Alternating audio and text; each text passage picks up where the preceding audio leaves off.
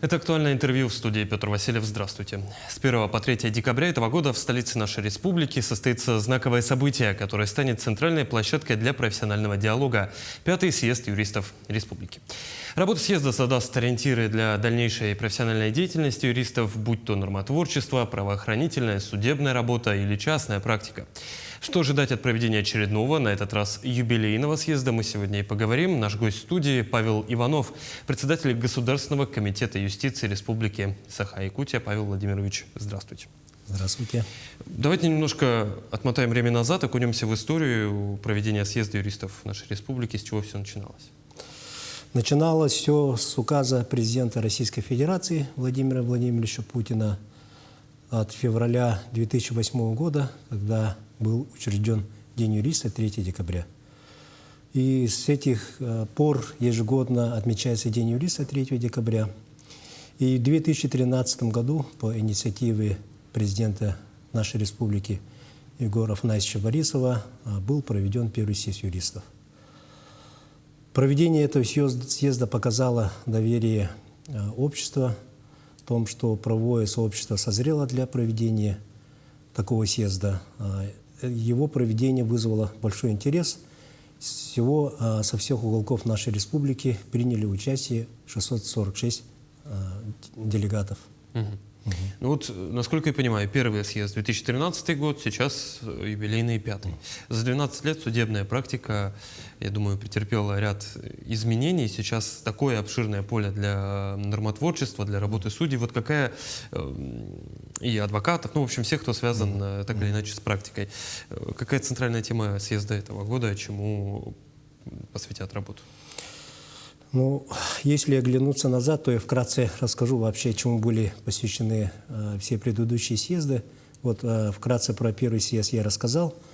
На нем обсуждались вопросы концепции повышения правовой культуры населения в Республике Саха-Якутия, вопросы развития образования юридической науки, ну и юридическое образование. А также второй съезд, который у нас через 3 года уже проводился, да, это получается в 2016 году, он был посвящен стратегическим фундаментальным вопросам. Здесь у нас обсуждались итоги уже реализации второй концепции повышения правовой культуры населения и вопросы комплексной разработки планов развития юридической науки. Потом у нас третий съезд проводился в 2019 году, он совпал с 25-летним юбилеем самого сообщества Республики Саха-Якутия. Здесь активно обсуждались уже вопросы с цифровой эпохи, о том, место и роль юриста в развитии цифровой экономики. В 2019 году? В 2019 году. Что сейчас да, это актуальный вопрос. И четвертый съезд, который состоялся в 2022 году, ставил вопросы об истоках, да. В фокусе были духовно-нравственные ценности. Это был очень своевременный и содержательный разговор. И, наконец, у нас 2025 год наступает, и мы проводим 5-й юбилейный съезд. Он посвящен злободневным вопросам. У нас будут обсуждаться вопросы муниципальной реформы, это государственно-правовой секции, также вопросы развития профессии юриста по применению искусственного интеллекта, о том, будет ли профессия юриста в дальнейшем, ну и так далее. А также у нас секции по корпоративному развитию, это управление акциями, которые находятся в собственности Республики Саха-Якутия. Слушайте, интересно поразмышлять. Ну, понятное дело, что искусственный интеллект так или иначе кого-то из нас заменит. Какие-то профессии мы потеряем. Есть же теория о том, что мы создали искусственный интеллект для того, чтобы облегчить себе механические действия. Вот есть ли предположение, можем ли мы адвоката заменить на адвоката, который, собственно, управляется искусственным интеллектом? На настоящий момент развития искусственного интеллекта есть очень большие опасения о том, что если мы заменим искусственный интеллект, тогда уже будут приниматься, на первый взгляд, правильные решения, механические решения. Но на самом деле здесь роль юриста, человека все-таки не будет заменена искусственным интеллектом.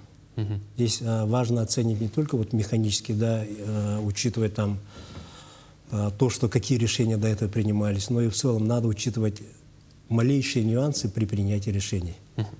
Ну хорошо, вот давайте вернемся к годам нынешним, к съезду этого года.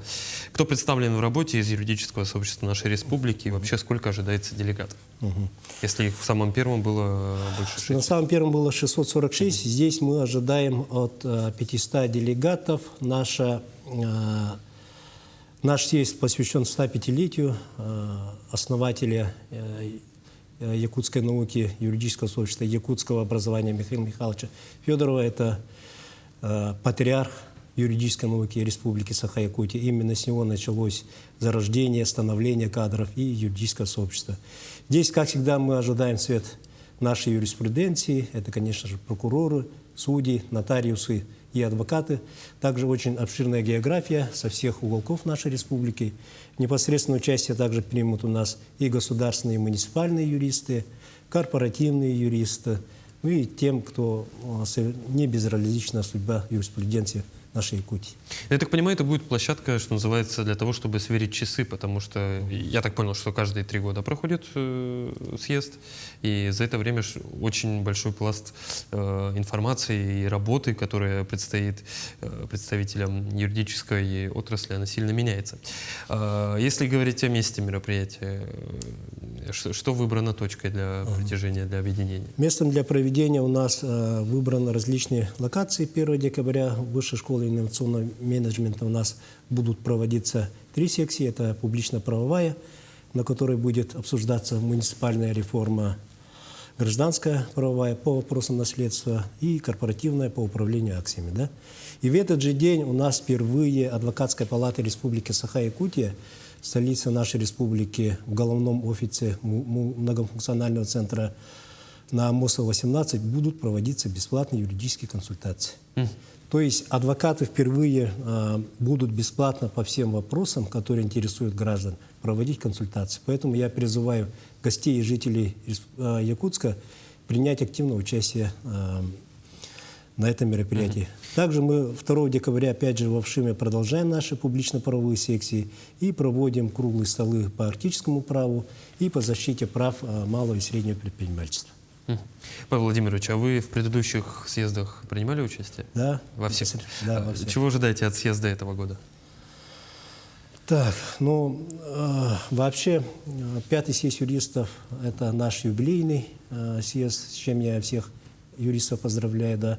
И это очень огромная ответственность. Это возможность для нас всех наметить новые ориентиры, заявить о нашей готовности отвечать на вызовы времени.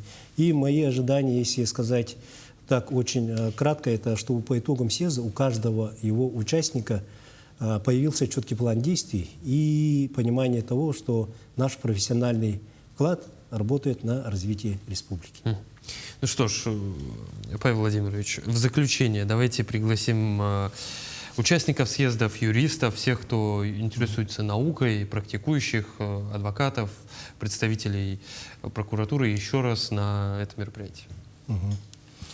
Да, уважаемые юристы, программа съезда, юбилейного съезда юристов размещена на официальном сайте Государственного комитета юстиции ГКЮ Саха-Гов.ру. А также, если у вас появились вопросы, просим звонить по номеру 507-695. Ну что ж, будем с нетерпением ждать, какие же ориентиры задаст съезд этого года. Я благодарю вас за интересную беседу. Спасибо, что пришли к нам в студию, ответили на наши вопросы. До скорой встречи в рамках правового съезда юристов. До свидания. Это было актуальное интервью. До встречи.